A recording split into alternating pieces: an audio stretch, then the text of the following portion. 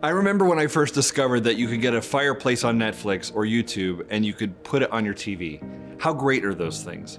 Beautiful logs, some of them crackle, some of them play Christmas music in the background. At least one that I've seen, you can get like 10 hours of Nick Offerman from Parks and Rec sitting there next to a fireplace drinking scotch. It's kind of great. I've often felt like, man, I just want to jump into that picture and sit by that crackling fire. Maybe with scotch, but definitely with some good friends and good conversation. Here's what I've noticed about this, and this is true of a lot of our technological wonders. There's a major difference between seeing something on a screen and actually experiencing it. Sometimes that difference is a good thing. Online banking is easy and it automates something you'd probably rather not do.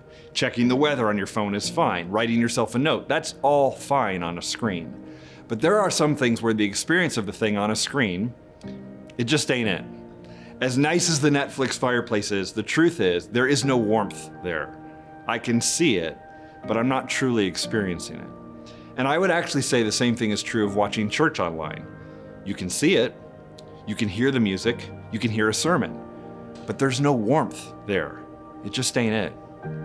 Now I understand why we do it, especially when COVID came, a lot of churches had to pivot very quickly. And in many ways, that has been a great thing. We were still able to keep some connection even though we weren't physically together.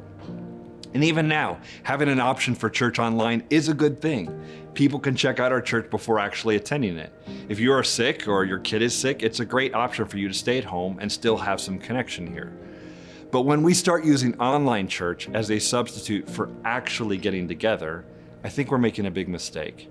Yeah, it can be convenient, but following Christ is not about convenience. It's about transformation and discipleship and community.